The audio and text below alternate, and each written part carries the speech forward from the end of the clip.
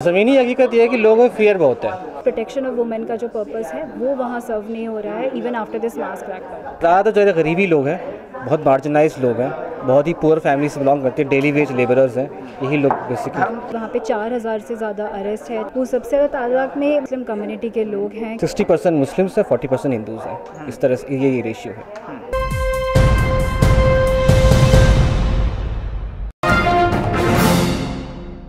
मेरे साथ तमन्ना भी इस वक्त मौजूद हैं। ये उसी टीम का हिस्सा हैं जो असम ग्राउंड रियलिटी जानने के लिए गई थी ये टीम, और वहाँ से जो फैक्ट फाइंडिंग इन्होंने हासिल की और उसको दिल्ली के प्रेस क्लब में आज जाहिर किया सबके सामने। सबसे पहले ये बताइए कि ज़मीनी हकीकत क्या है इस वक्त, जो न्यूज़ के एतबार से सामने आ रहा है उसमें क्या हकीकत है और ज़मीनी रियलिटी क्या है?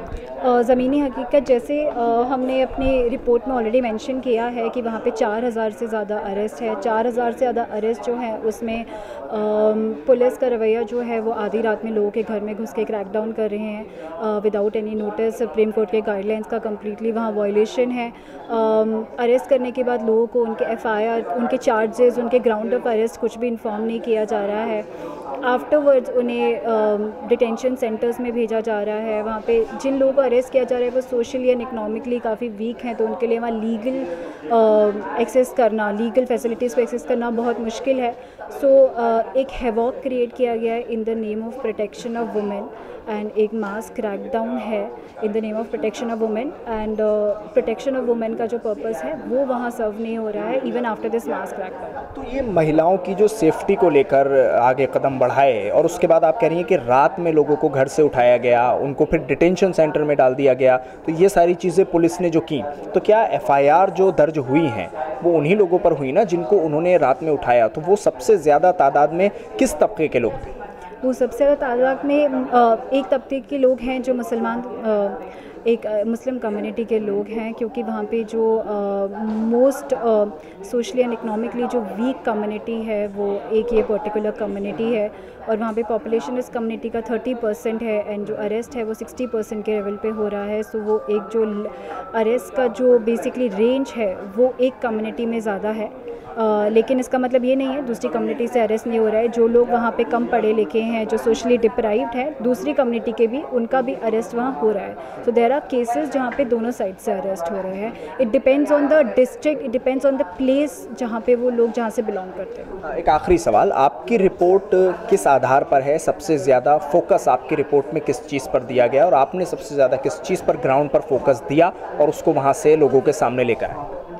हमारा जो फोकस था वहाँ जाने का, हमारा फोकस था वहाँ बेसिकली लीगल जो लॉज के वायलेशंस हैं उसको एनालाइज करने का, और आगे लीगल हम डिस्कोर्स क्या उसमें अपनाएं उसको सोचने का। तो हमारा जो एक पर्पस था वो यही था, सोल पर्पस, और आगे हम उसी पे काम करेंगे। 23 जनवरी को कैबिनेट ने एक डिसीजन लिया, इसमें ये कहा गया कि हम चाइल्ड मैरिज पर क्रैकडाउन करेंगे। बेसिकली इससे पहले एक NFHS की रिपोर्ट आई थी जो ये कहती है कि 31.1% जो है वो चाइल्ड मैरिजेस असम में है। तो उसके बाद सरकार ने कैबिनेट डिसीजन लिया और उसके बाद क्रैकडाउन स्टार्ट हुआ। 2 फरवरी को यानी गवर्नर ने चाइल्ड मैरिज प्रोहिबिशन ऑफिसर, जो मैम ने बताया, अपॉइंट किया और उनको कहा कि आप एज ए कंप्लेनेंट बनेंगे। उसके बाद से क्रैकडाउन स्टार्ट हुआ। तो अब तक जो फिगर्स है 4000 अराउंड फिगर्स हैं, केसेस रजिस्टर्ड हुए, सबसे ज़्यादा धुबरी में हुए हैं अराउंड 350।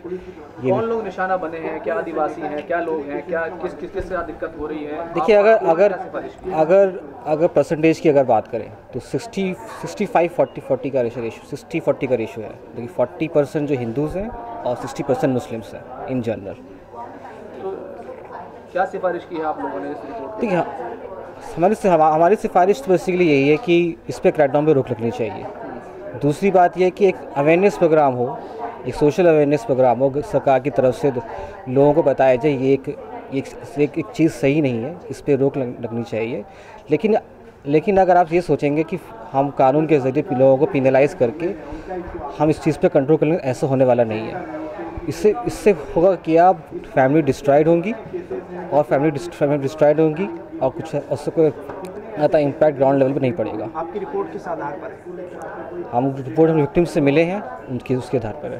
फिर ये पूरा मामला है क्या, और आपने ज़मीनी हकीकत जो देखी है वो क्या है? देखिए, पूरा मामला ये है कि नेशनल फैमिली हेल्थ सर्वे की एक रिपोर्ट आती है 5 की। उसमें ये कहते हैं, डेटा ये कहता है कि 31.1% जो है वहाँ पे चाइल्ड मैरिजेस हो रही हैं। ये फेक फिगर है।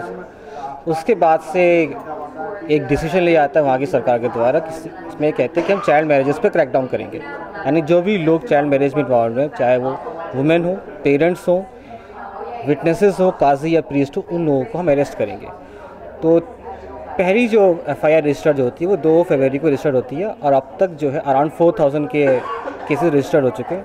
इसमें सबसे ज़्यादा केसेस जो है दुबरी में रजिस्टर्ड हुए हैं। ज़मीनी हकीकत ये है कि लोगों में फियर बहुत है और हुआ ये है कि जो NFHS का डेटा है और जो लोकल जो आशा वर्कर्स वगैरह हैं, जो लोकल हेल्थ फैसिलिटी से, वहाँ से डेटा लीक हो गया हर डिस्ट्रिक्ट वाइज कितनी चाइल्ड मैरिजेस हुई हैं। अच्छा, क्या आपने वहाँ ये देखा और अपनी रिपोर्ट में इसको जाहिर किया, क्योंकि ये सवाल बहुत उठ रहा है कि किन लोगों पर सबसे ज़्यादा इसके तहत कार्रवाई हुई है, कौन वो लोग हैं जिनको सबसे ज़्यादा निशाना बनाया गया? ज़्यादा जो है गरीबी लोग हैं, बहुत मार्जिनाइज लोग हैं, बहुत ही पुअर फैमिली से बिलोंग करते हैं, डेली वेज लेबरर्स हैं, यही लोग बेसिकली। धर्म के आधार पर क्या कुछ हुआ है?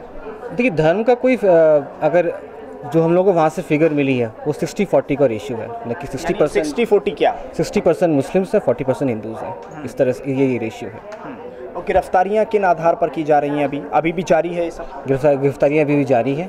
गिरफ्तारियाँ मैंने बताया आपको, जो डेटा जो है NHFHS का, जो लोकल जो हेल्थ फैसिलिटीज़ है वहाँ से डेटा उन्होंने निकाला है। बाद में उन्होंने आइडेंटिफाई किया कितनी मैरिजेस 18 प्लस हैं और 18 के नीचे हुई हैं। उसके बाद से उन लोगों ने अरेस्ट किया है। तो क्या अब आप लोग कैसे इसमें आगे मूव करने वाले हैं? जैसा कि हमने बताया कि प्रेस कॉन्फ्रेंस में कि हम लोग सुप्रीम एपेक्स कोर्ट को अप्रोच करेंगे और इस पर एज अ स्टे की डिमांड करेंगे। स्टे की डिमांड करेंगे। तो सुप्रीम कोर्ट मूव करने की बात इनके ज़रिए यहाँ सामने आई है। ये पूरी टीम है जो आसाम गई थी, ज़मीनी हकीकत जान के आई है। ये चाइल्ड मैरिज का जो ये पूरा मामला चल रहा है, जिसके तहत गिरफ्तारियाँ हो रही हैं, सज़ा दी जा रही हैं। और जैसा इन्होंने बताया, मोहम्मद मुबशिर जो कि वकील हैं, उनका साफ तौर पर कहना है कि इस पूरे मामले में 60-40 का रेशियो सामने आया है। 60% मुसलमान हैं कि जिनको इस मामले में पूरी तरह से जो गिरफ्तारियाँ हैं और जो FIR है वो दर्ज की गई हैं, और 40% हिंदू हैं जिनको इसमें गिरफ्तार किया गया है और उनके खिलाफ FIR दर्ज हुई है। दिल्ली से कैमरा पर्सन फयाज हुसैन के साथ न्यूज़ MX के लिए साहिल नकवी। ज़मीनी हकीकत ये है कि लोगों में फियर बहुत है। प्रोटेक्शन ऑफ वुमेन का जो पर्पस है वो वहाँ सर्व नहीं हो रहा है, even after this mass crackdown. ज़्यादा जो है गरीबी लोग हैं, बहुत मार्जिनाइज लोग हैं, बहुत ही पुअर फैमिली से बिलोंग करते हैं, डेली वेज लेबरर्स हैं, यही लोग बेसिकली। वहाँ पे 4000 से ज़्यादा अरेस्ट है। वो सबसे ज़्यादा तादाद में मुस्लिम कम्युनिटी के लोग हैं। 60% मुस्लिम्स हैं, 40% हिंदूज़ हैं। इस तरह से ये रेशियो है।